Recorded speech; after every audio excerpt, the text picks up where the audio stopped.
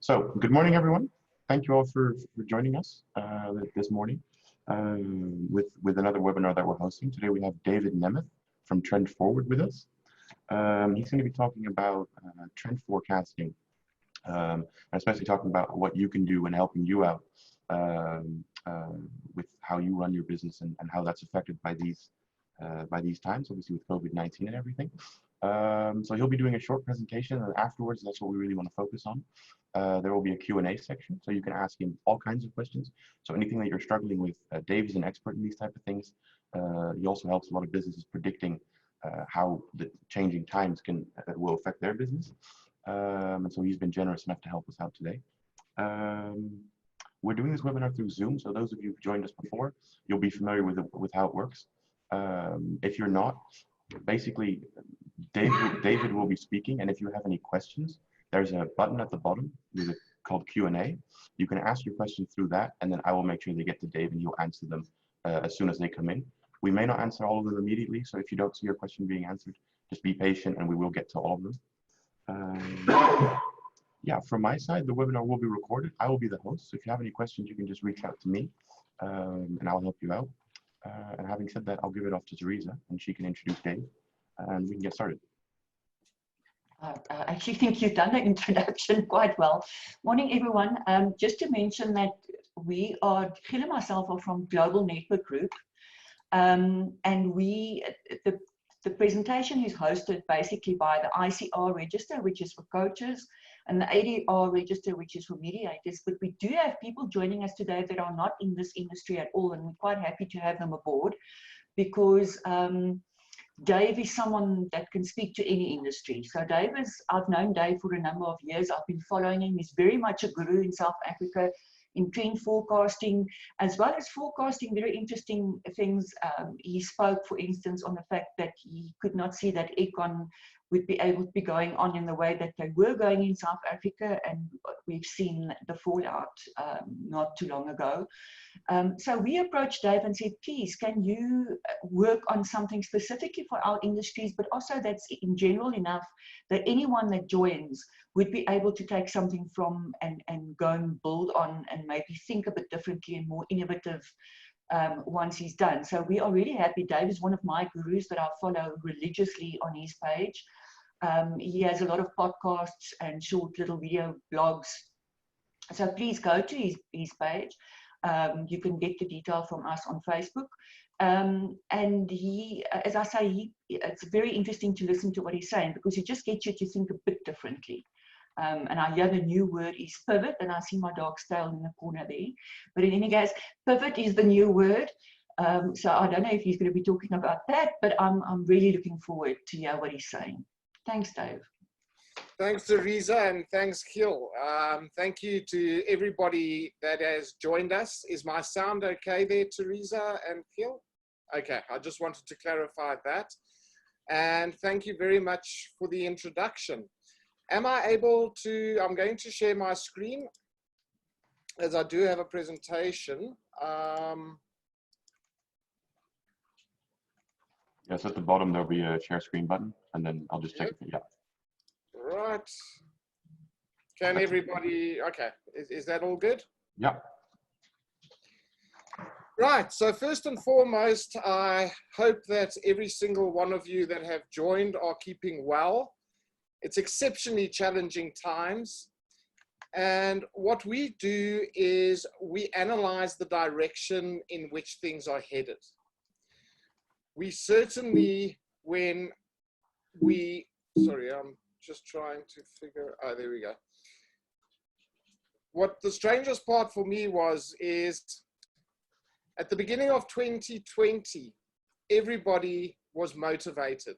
I think for the first time in a long time, I saw people exceptionally positive about where business was going, what they were going to do differently, and how they were going to tackle this year.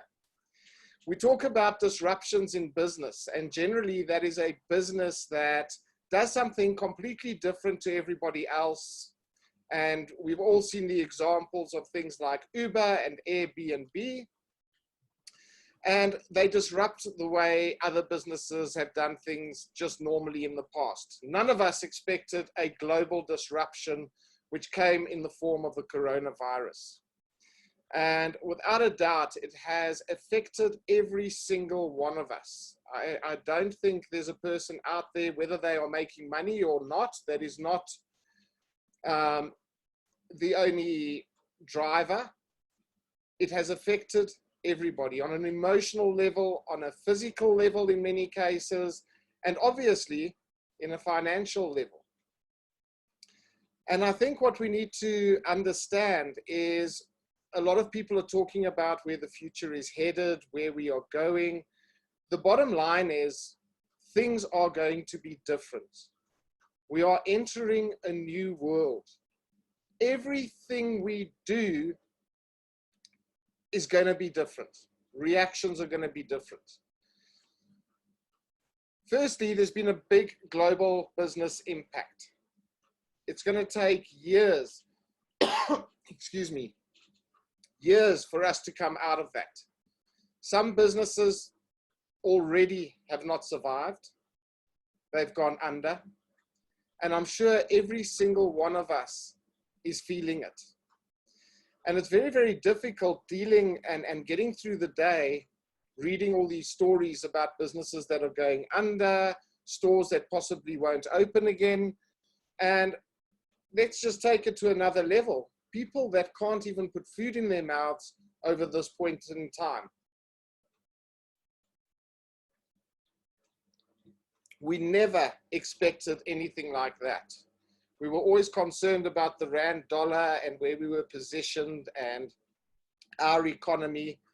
Well, the bottom line is we couldn't get much lower than we currently are at the moment. And this plays a massive role through social circumstances as well. So we're not only going to see the economic disruption that this has caused, but the social disruption. How many families out there haven't seen family members for a long period of time? Some have not even seen their kids. People in divorced families have not seen young children for an exceptionally long period of time. People are stressed, people are uncertain, people are struggling with many, many things. And what we're going to see going forward is a different sense of empathy. We haven't had this kind of empathy in the past. We've always been out, what can I do? What can I get? What is my future? What is the future of my business? And I think those of you that are on social media will already have seen a major difference in the way people are handling each other, the way people are communicating with each other. It seems like, without realizing it, we are far more empathetic to everybody. We are seeing businesses be more empathetic.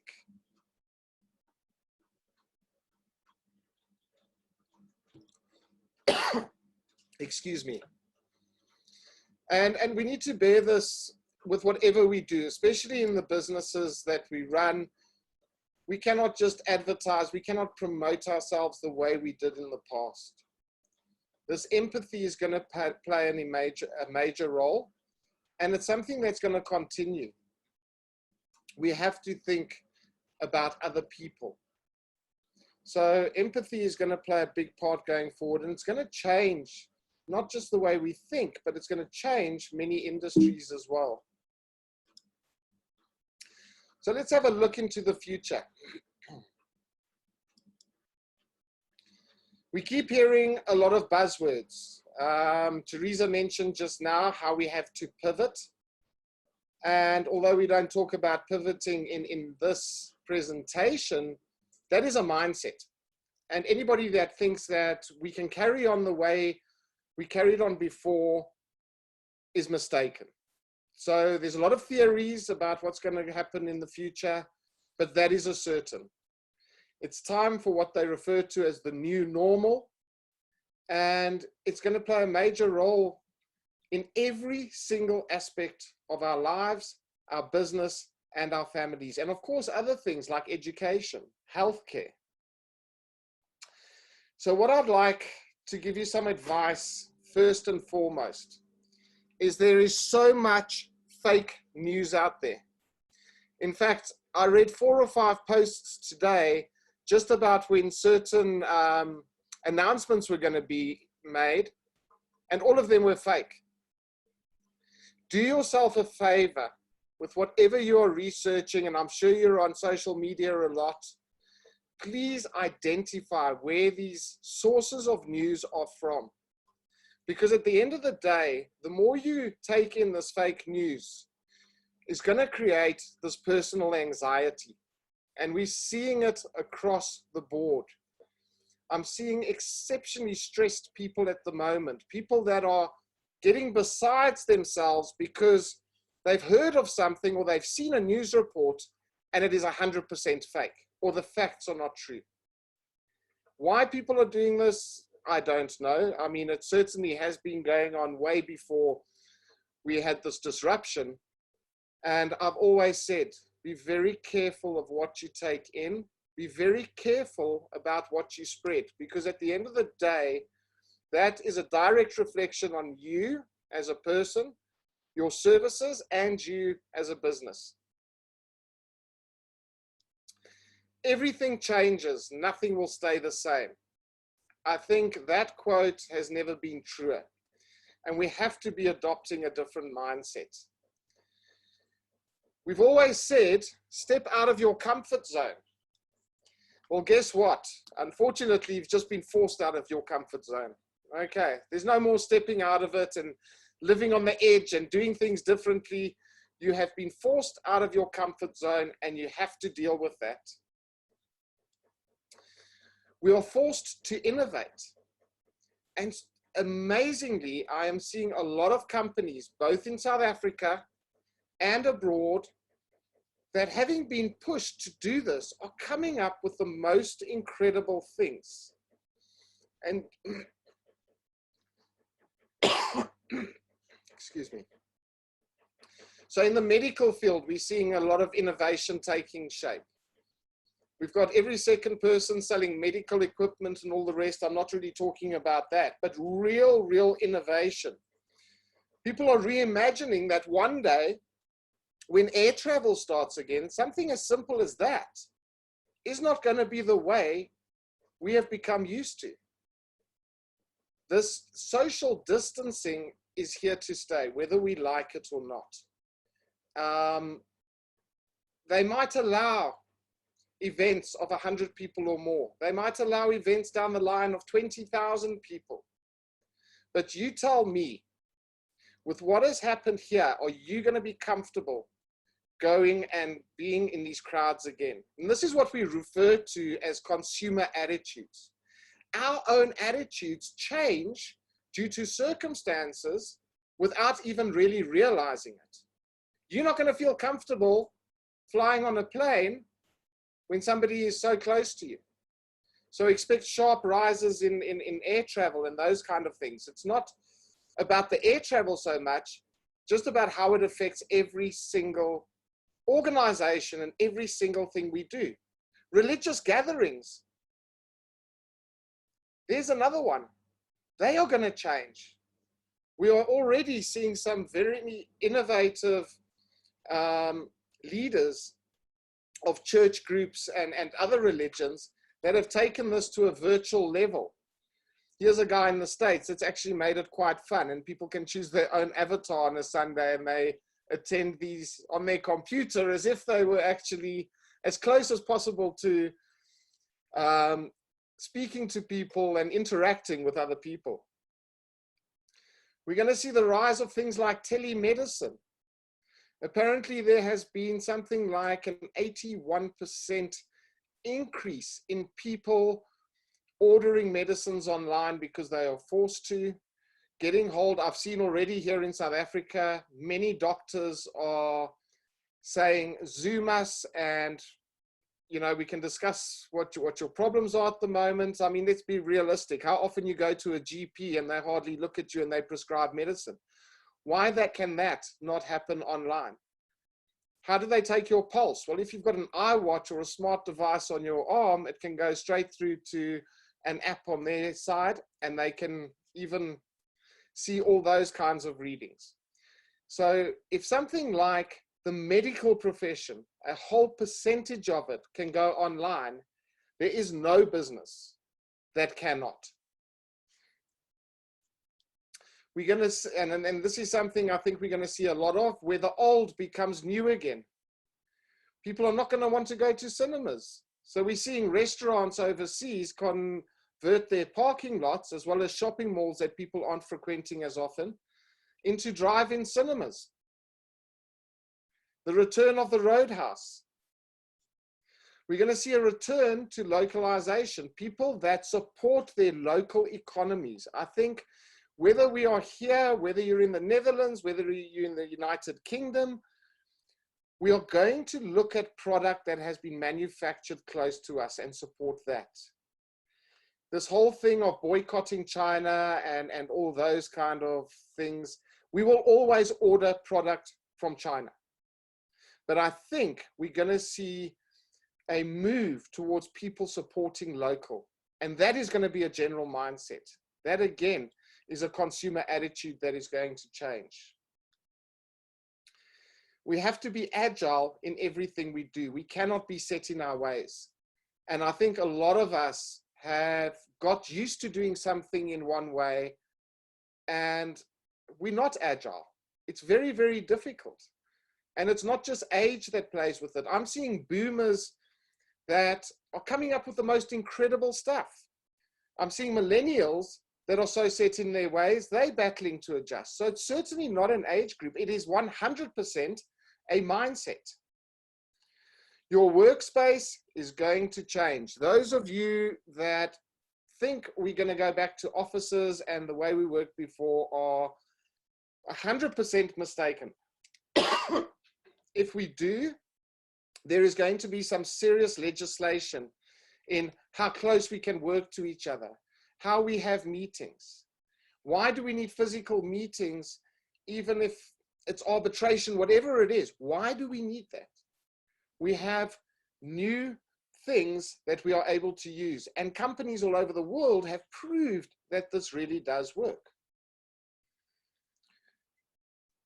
Working from home, working remotely is going to be, it's already the norm. We're all trying to get used to it. Some of us are fighting it. I know a lot of people that have said, this isn't for me, I'm not going to do it. Unfortunately, you don't have a choice. I also know people that when the cell phone was released, said to me, oh, it's a gimmick. I will never need a mobile phone. I'm quite happy with my fax machine and whatever devices we were using at the time. You tell me today, who doesn't have a mobile phone?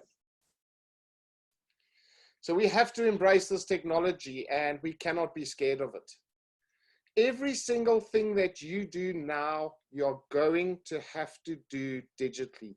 There will be face-to-face meetings that'll come at a later stage. But bear in mind, a lot of those people with that change in attitude may not want to meet with you. They might quite simply say, we'll do this over Zoom, we'll do it over Skype. So there's a various platforms available. You're all on Zoom already, so you're getting familiar with that.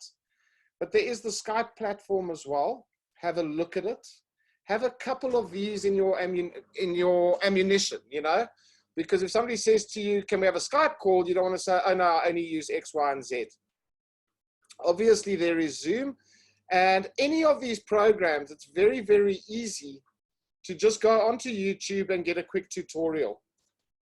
And then of course there's Microsoft Teams as well, where you can actually interact with the person's screen and you can take control. So if you're working with somebody on an Excel document, for instance, and you're a bit stuck, you can give them control and they can fill in data or whatever it is on your actual laptop. So the virtual century, and I'm just going to end with two pieces of information that I actually took from Accenture, and they really, I mean, their studies and their investigations go really deep. So the enforced shift during the worst of the pandemic to virtual working, I don't have my screen consuming and socializing will fuel a massive and further shift to virtual activity. So there you have it. That is one of the biggest shifts that we are currently undergoing. And then to respond effectively, organizations, they suggest, must do the 4 things. We've broken this down into a lot more detail, but we don't have time to go into that now. But we need to become a good listener. This is again that empathy. Don't listen to respond, listen to listen and absorb. We need to listen to our customers. We need to listen to our clients. We need to listen. We've all got into the habit of listening to respond. And I think the more we listen, the learnings are going to be exponential. Pivot experiences at every point take account of the new customer reality. It's not a once-off. As I mentioned just now, behavior change will continue as the new plays out. Learn from your customers. That is where a lot of what we're saying today, where we're starting to see the way in which things are headed, are coming from platforms like social media and the way people are speaking. And then continually reassess who you are, how you are doing business, and how you can better it. It's all about that mind shift. If we're going to turn around and say, this is not for me, I'm not doing it this way, well, then you're not going to be in business anymore. And I think there's very few people that are taking that kind of approach. There's a lot of fear, and that fear will be overcome. None of you that are in this meeting today, I'm quite sure, thought you would be doing this when we started 2020. You probably thought about going to conferences. You probably thought about the events you were going to go to. You didn't think you'd be having important meetings and little mini conferences like this over a digital platform. So thank you for your time. Stay safe and remain positive. These things are out of our hands. How we handle it and how we handle others is what's going to benefit us. Thank you. Hey, thanks, Dave. Like we said, that was just a short presentation to get everyone thinking. We know from the people that have joined that a lot of you are either struggling with it or you have questions, either about your business or just in general about what might happen in the world. So as I said at the beginning, feel free to ask them now, and we'll just go through them one by one with Dave, and me, Theresa, and David will just discuss them and try and give you guys an answer. So if you have any questions, feel free to ask them. In the meantime, one thing that popped into my head when I was listening was, have you been seeing any changes specifically towards marketing, how people interact with their clients to try and sell either their product, not necessarily specifically what it is, but more in general? And are there any kind of tips and tricks that you've seen from those changing trends that you can take away and that might be applicable to the service industry, specifically coaches and mediators, that they could use there? 100% Gil. So we've also been speaking to our clients, and going back to that empathy, it's no longer good enough to just say, this is what we're doing, don't forget about us, we want to keep in contact. We need you to be genuine. We need you to be picking up the phone and saying, hi, Mr. So-and-so, how are you? How are the kids doing? How are you doing over this tough time? Don't sell. Don't tell them that you're open for business. You're actually not open for business. You are able to provide a service. But if I hear we open for business again, it's going to drive me insane. We are closed, but we can do things. Phone your customers, your clients, your connections, and have conversations with them. If there's something interesting that's happened or developed in the industry, send them that information. Say, you know what? I came across this article. Please make sure it's not fake news first and foremost. And then forward that information to them and say, I thought this might be of interest to you. You've got a client that plays golf or whatever it is. You find an article that's interesting, send it to them. You will be amazed at the response you get from doing that. You will be top of mind. You've shown empathy, and they will respond second to none. But another email to say, we are still in operation, we can help you with this, we can help you with that, they are flooded with that day in and day out. So make the real phone calls. Just drop a line and say, hi, how are you doing? Hope you're keeping safe. That's it. Yeah, I mean, that's one of the things, because I think in general, humans tend to follow one another. So, you know, when we saw at the advent of Facebook marketing, it was a really popular tool that not a lot of people knew how to use. But now you just get spammed with these type of ads, and I question how effective they are if you just post an ad on Facebook and hope it's going to work.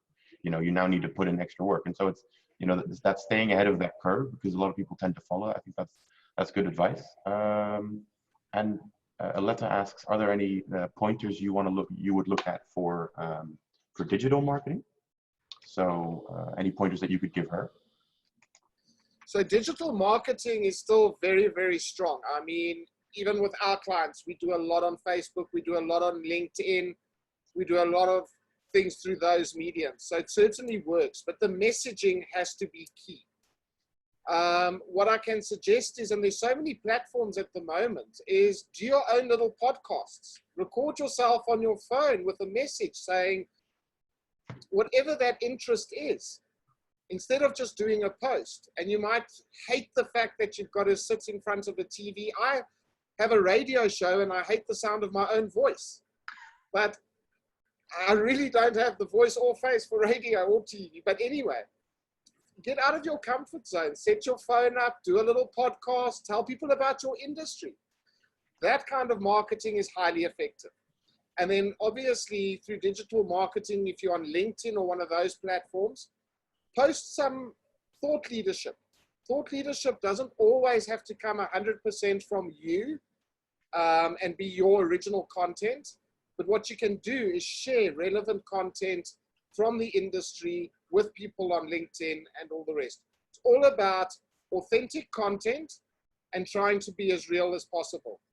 There does come a time when you push a product out and you go, we have 2 million masks, or we have a sanitation tunnel, or whatever it is. That kind of advertising is working because it's a need people have at the moment. But just be really genuine and thought leadership. I hope that answered your question. Yeah, one of the things we can also help you with is if you want to host something like a webinar with your clients, where they just either ask general questions. This is obviously probably more for mediators than perhaps for coaches, but we're more than willing to help out with that. Obviously, we have the infrastructure for that. That's a great way to stay in touch. And I think I had a discussion, because we also do certification of hypnotherapists. That was a great example of a hypnotherapist who was changing her behavior. She was telling clients, obviously, I can't help you now. You can't come into my location, because those are just the rules that we have in the Netherlands. But if you really need help, we can just go for a walk in the park. And I either won't charge you, or I'll charge you just a very small amount. And then we can just talk for a little while, so I can still help you, not in the traditional way, but I can still be of some assistance. And that was one of those great things that I thought about. If you also focus on maintaining your own client base, the ones that you already have, because, you know, times are going to be tough and people are going to start considering, you know, do I specifically still need a coach or a hypnotherapist? And so I think it's also focus on the existing clients that you have. Also, just to mention that we, in May, towards the end of May, Dave mentioned podcasts. Dion Wiggett, that has just won international award, I think a bronze. I'm not quite sure exactly what the awards are, but Dion is very well known in South Africa at the moment because he did a whole podcast range on sexual abuse. We're not going to talk about the content, but Dion is going to talk us through steps on how setting up a podcast and what you should do and what you shouldn't do and how it will work. So we're going to have that a bit later in May. But I think I agree with what Dave says, is that empathy is huge at the moment. And we all have extra time. We're not sitting in cars or in buses or in trains or anything like that at the moment. You can actually pick up a phone for a change. Instead of sending a text or an email, just pick up the phone and make a call. And we just see that the response to the webinars as well, where people actually for the first time see who we are, because we haven't known this before. We never had the time, we never thought it was necessary. people just seeing us and getting a feel for what we do and who we are is making a huge difference. But that's all about empathy, that whole feeling of we're in this together, although we're not in the same boat, but we're all in this together. And somehow we got to get through it. Is there a business, Dave, that you say that's one of your favorite examples of businesses that have already begun to change with these trends and applied the things that you've talked about? Do you have one personal favorite for that? So I'm very good friends with one of the top speakers in the world who's a South African, a guy by the name of Dr. Graham Codrington. And Graham makes his money by traveling the world doing talks to companies. You'll see most speakers have kind of rolled over and said, well, we're waiting it out. We don't know what to do. We're waiting it out. Graham took the bull by the horns and he contacted all those clients and he started organizing, what do you call it, workshops. He started organizing talks and they were all paid for. He was able to still monetize it, probably not as much as he was before, but he started that immediately. I've seen businesses that were in the exhibition industry that have now taken their skills and they're making things for the medical industry and for the retail industry, like those screens and, excuse me, they've defined immediately which way their business can turn.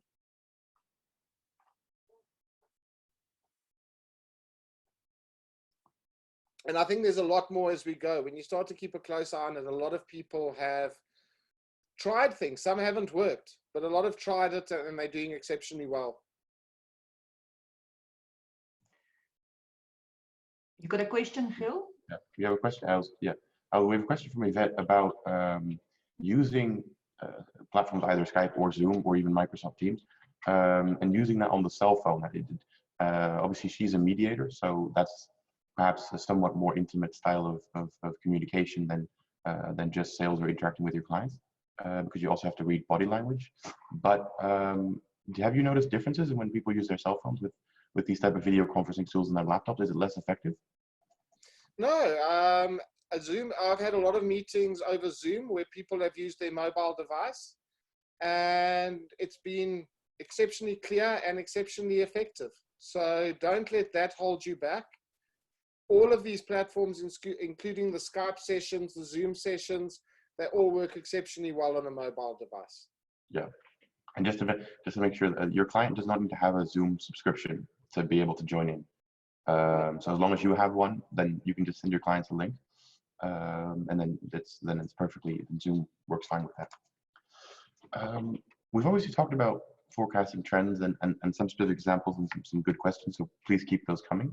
One of the things I was wondering is, obviously you're an expert in this field with predicting forecasts and analyzing these type of things. Are there tips that you can give other people if they want to apply that to their own business, how to look out for those and where to spot either good or bad trends? So whenever people say to me, how do you do this? How do you do this trend forecasting? I always tell them that I wake up in the morning and I look into this crystal ball and then I just come up with a whole lot of stuff. What I do is what every single one of us should be doing if we're in business today. And that is looking at a broad range of topics, of news. What is happening in the world today, not just in your industry, but in every industry? What is happening in fashion? What's happening in the motor industry? What's happening in the Netherlands, in South Africa, in the UK? And fill your head with these things that are happening. And what you'll start to see is you'll start to see commonalities across a variety of different industries. And like a jigsaw puzzle, you can start putting these pieces together. That's all I do. And what you also start to get, if you continue doing this, is we get something that we call intuition, where by putting these pieces together, you have a gut feel that it's going to go into this direction. And 9 times out of 10, you'll probably be right, because it's a calculated guess. It's not way out. And also, have a look at what's happened in the past. You need to go back and see what's happened in other recessions, during other pandemic outbreaks. What was the reaction to people after that? And start putting those pieces together. But really what I do, every single one of us is able to do. It's certainly not rocket science, but you've got to have a broad spectrum of what you're looking at. Yeah, definitely also pay attention to, at least that would be the advice from my side, to trends that already existed before Corona that now perhaps have gotten a new jacket, but fundamentally still face perhaps the same obstacles. So I was reading an article yesterday about Bitcoin, and it's obviously quite easy to now associate Bitcoin, okay, it's online payment, so that's now going to take over the world. But it still faces the same problems as before, and there's no reason we wouldn't just switch from cash, which probably will, the usage of which will probably be reduced. But it doesn't necessarily mean that everyone's automatically going to move to Bitcoin and you should start buying all of that now. You know, those are, it is difficult, but definitely also try and pay attention for trends that, whilst they may make sense on the surface, they underlying, they might still have some problems associated with them. Yeah, something that Dave and I discussed a few days ago, and I'm possibly preaching to the wrong choir group at the moment, but that is that a lot of people, specifically in the coaching and the mediation field, are saying, but this is not how we used to do it. This is not how we do it. There's no way that we can coach online and speak to our client online and actually help them or mediate online. And I feel that's a load of nonsense. I think it's a mind shift. And that's why I say I think I'm preaching to the converted. But I truly believe that we can do that. And Dave also agreed with me on that. It's different. It's definitely, it's a mind shift. We need to start realizing that you can read body language, and it's developing a new sense. I wish we could call it something, and I'm sure Dave will come up with a word for that. But we're developing a new sense on how to read people, and not being in the same room. Yeah, I mean, look, it's an attitude as well. You know, you see that beforehand with court systems. You know, before Corona in 2019, everyone was saying, you know, you can't do most things online, and it's never going to work. And then, you know, when they were forced to, and they always say necessity is the mother of all innovation. That's when people start thinking. And so, if you are able to hold on to that mindset, even post Corona, you'll always be able to innovate, and that's something really interesting to develop now, because it will help you in the future. And I think, to your point as well, Giel, just think how much more business you can actually do when you're not spending an hour in traffic to a meeting, an hour in traffic back. That's 2 hours of your day. You could have done you could have been so much more productive handling it this way. You do have to see the person to read body language. I think so often on a telephone call and text messages, things are misinterpreted. But I'm getting a good idea. You get a good idea of the feel of a person if you can do any form of video conferencing. Dave, I've got, and I'm still trying to, Anine sent me a very interesting question a while ago, and I said to her, I'll find someone to answer those questions, which I still haven't really done, but maybe you can give us an idea. Yes. If you are hosting, Anine's a mediator, but we can pull this through to any industry. If you are sitting in a meeting, like we are now for all intents and purposes, and you are doing negotiations, and someone in that group is stonewalling, moving ahead, would you have any specific tips and skills on how to break through that barrier to get things moving again? I think it's really a case of laying it down on the table and saying, look, we have to come to a solution here. We have to move this forward. And we need to do it within a specific time, and just really putting that pressure on. I mean,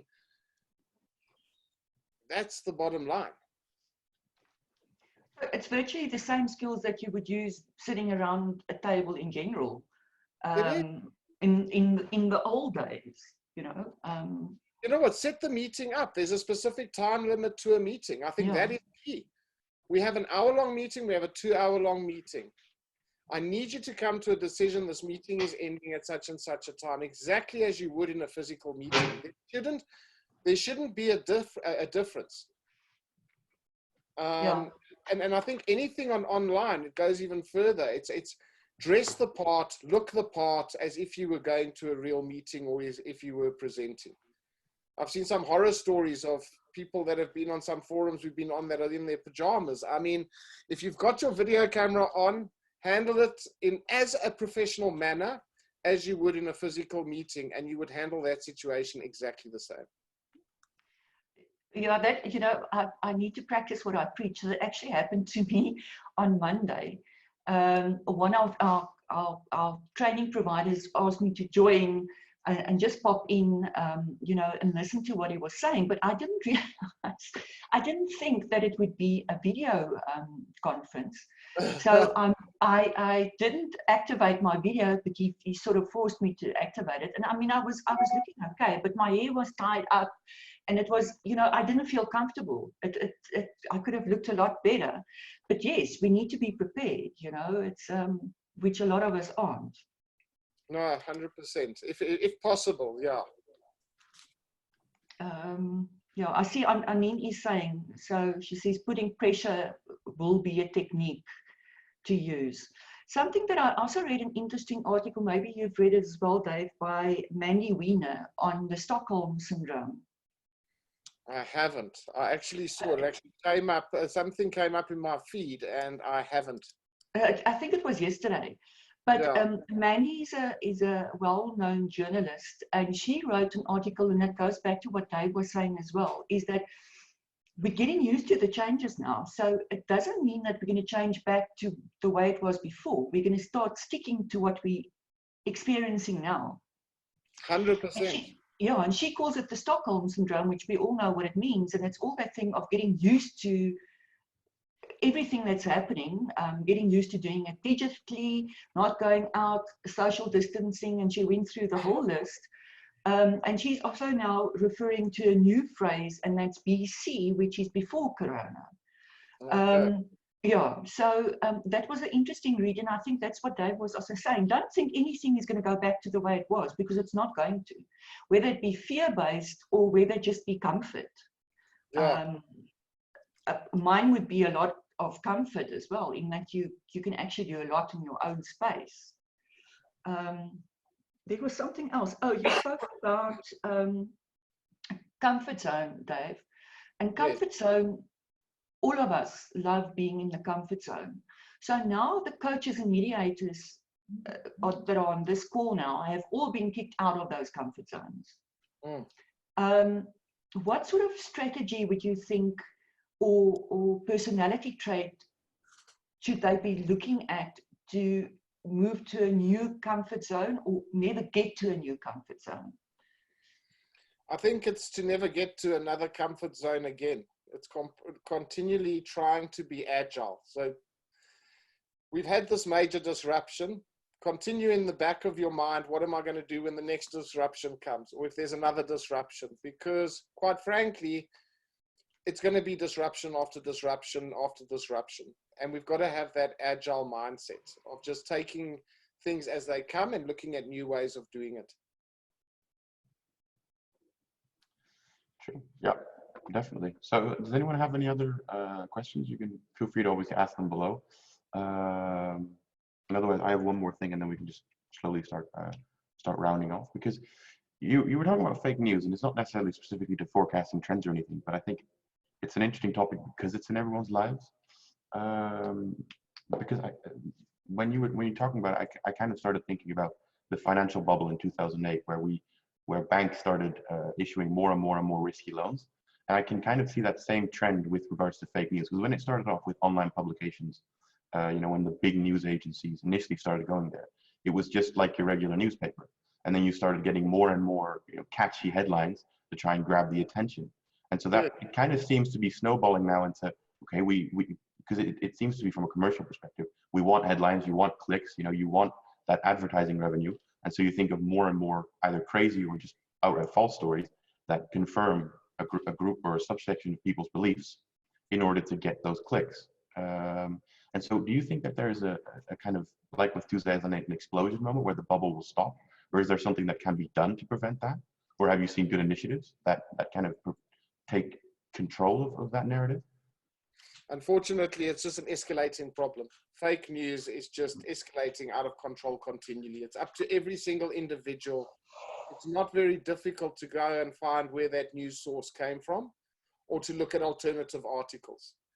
So even News 24 have put out things which were based on fact, but there were things in there that Mr. Journalist thought he would elaborate on a little bit. So don't take everything at face value. Again, reading 3 or 4 articles about the same topic, you'll pretty much have the gist of a story that you're able to grasp and say that is the underlying reality of this. Yeah, in that sense, it's really down to the individuals to kind of spot it out and make sure that it's not useful anymore, and then hopefully people stop doing it. Do you have any specific comments on the trends in business coaching? I'm not sure if you're too familiar with it. Well, look, or coaching in general, perhaps. We consult to a lot of businesses. We're not coaches, but we consult to a lot of companies on that kind of level. The key here is put yourself in your client's shoes. They are going through varying, depending on the client, varying amounts of stress. But the bottom line is they're going through stress. They are a lot of unknowns for them, a heck of a lot of unknowns. And what I would try to do is for each and every client is put in a lot of research. This coaching now has to go a little bit deeper. You need to have a look at what kind of business they're in or business sector.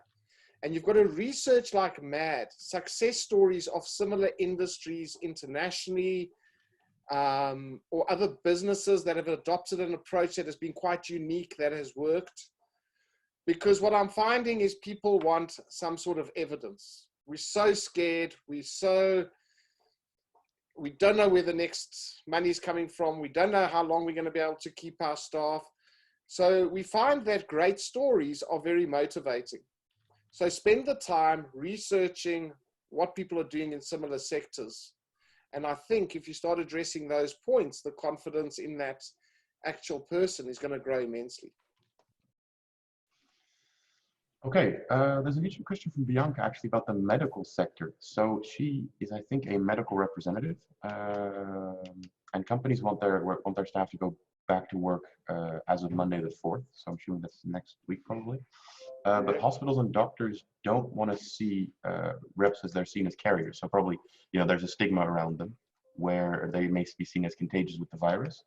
And so her question is how do you overcome this type of social stigma without using digital marketing, which doctors might not necessarily be open to? So are there specific ways you can convince people or just, find a compromise that you can still meet them in person? If people don't want to meet, they're not going to want to meet. And I think we have to really just respect that. As soon as you try to force a physical meeting, be it with a doctor or be it with anybody, you're going to create a barrier that you're not going to be able to mend. I can promise you that right now. You have to get information to them. You have to give them updates on types of medicines or whatever it is. And that's why you're a rep. You were seeing them face to face. You need to now take that offline, I'm afraid. But there's little things you can do. Send them a voice note on their phone with a little PowerPoint presentation or a PDF to say, hi, Dr. So-and-so, it's Mandy here, or if it's Neil or whoever it is, just a short note to say, hope you're coping over what must be a very busy time for you. I'm not going to be seeing you physically, but here's a PDF of our new product if you get a time. Send it on WhatsApp. You should have your doctors, if you're seeing a doctor as a rep, you should possibly have those kind of details. And do that rather than an email. If you are in discussions and you're not sure if someone does want to meet or not, because it's not like it's forbidden, at least in the Netherlands, it's not yet. Just make sure you understand all the rules issued by your local government. And what I would advise you to do, because it's what we've done in the various registers we have, is just have a kind of either page on the website or code of conduct where you just explain these are the rules we adhere by, so that whoever might want to meet you, that you at least show to them that you understand the rules, that you're taking precautions, and that you know what you're doing, just to inspire their confidence. And again, like Dave says, if they don't want to meet, they don't want to meet. That people are set in their beliefs, and I think people are a bit scared at the moment as well. But if they're on the fence, or they just need to, you want to have that discussion with them, make sure you know what you're talking about and that you know the right precautions to take. Okay, Theresa, do you have any other questions for Dave? No, I just find it very interesting. I think it's all about change. It's all about, I think what you're actually saying, Dave, is that wherever we're going in our business is in our own hands at the moment. It depends on how much research we do, how prepared we are to put ourselves out there, to learn new skills, look at new trends, and how prepared we are to change and never get to that comfort zone again, please, because yes, we don't know what's going to happen from here onwards. So don't fall back in a zone that you think you know. Keep on moving forward the whole time. And I've just seen, if you go onto Udemy at the moment, Yes. their courses have been reduced to 200 Rand, 195 Rand, you name it. Do yourself a favor. Do one of those short courses in something that's in a completely different field or something that's related, and you'll see that your mindset starts to change just from gaining knowledge of something else that you're not used to. It takes your mind off the pressure that you have at the moment. It might give you direction in how to get new customers, but do something different. Take up baking. If you're a guy that's in the gym 24/7 and you're missing gym and you're stressing out and business is tough, start baking something. It's a skill. I promise you, whatever it is, do the opposite. It'll take your mind off things. It'll be a fun experience, and you'll be surprised at what you take away from that. And it rewards itself. 100%. Knit a jersey. All right. So first of all, I want to thank you, Dave. Obviously, you volunteered to come up here and share your advice, your experience, and your wisdom with us. And so I think that's really great. So thank you for that. I also want to thank everyone who joined. We really appreciate all the questions that came in, and we hope it was useful for you. So we saw some familiar faces, but also some people that we've never seen before. So it's nice to see that different subjects are interesting to different people. We're hosting a whole bunch of other webinars. You can find those at our website. Theresa will post the link in the chat. So if you want to sign up for them or just see what else we're doing, then please do, and you're more than welcome, because all of them are just open to the public. If you have any either questions for me or Theresa or Dave, just send us a mail and we will pass them through. And I definitely recommend, if you liked this webinar, follow Dave on Facebook. So I will share the link to his website and his Facebook in the chat. It's trendforward.co.za. I highly recommend that you follow him, because it's a great source of information. And just like he shared a lot of useful tips in this webinar, his website and his Facebook contain a whole bunch more. With that, I want to thank everyone. We're going to end it here. Theresa and I will, and perhaps Dave as well, will stay on for another 2 or 3 minutes. If any questions pop into your head, you're more than welcome. And then we're just going to round it off. And we hope to see you again next time. Thank you, Phil. I think, just if I reflect on it, one of the interesting things that I've seen that we didn't touch on, but that are interesting, I think, is public narrative. Because you see it around Zoom. It's a really useful tool, but there was some panic, and so we've even had it from mediators who just wanted to come on webinars. Is it secure? And that kind of narrative, those narratives, even around the coronavirus, but also around these type of tools, they've been interesting to follow, but they've also been a bit scary, because it really does prohibit changing it. It's true. I think also the fear comes from, if you're not, as we said the other day, if you're not a bank or you're not have this in data, then what are they going to do? Are they going to see the email that you sent to, what can they really get? Yes, there's always the banking issue, but you'd be stupid to have the same banking passwords as you do for email. And that's where they've been getting in. They've been able to track your Zoom password. And then most of the guys that got hacked, had the same password for a whole lot of things. Yeah, and I mean, the other thing was that there was a couple of people who, there was webinars that were being hijacked. So because you can, theoretically speaking, guess the password of a webinar because Yeah. it goes through a URL. You might be able to just join a random webinar and then spam it. But if you make it closed, then it's far less likely to happen. So yeah, it's that fear factor for it as well. And again, look, if you're a bank or you are a defense company and you are making rockets for the U.S. government, maybe don't use Zoom. But but I mean, our government's using Zoom for their meetings at the moment. So But even then, I mean, even the government with response to the corona, that's not necessarily top secret stuff. It's more just what's happening in the country. And so it might be scary, but it's not like it's real grade A classified. No, 100%. Look, I mean, if we have a life coach who happens to have a part-time job in defense, yeah. But aside from that, because look, those are really just concrete secrets on technology that are really important. And so yeah, a Chinese hacker might decide I'm going to try and find my way in. And I mean, even then, they published the whole page on it. They've responded quite well. They focused their entire development to security, and they're releasing essentially update after update. So it's yeah. Very true. And I mean, if you are worried about it, Microsoft Teams is great. We work with that internally a lot as well.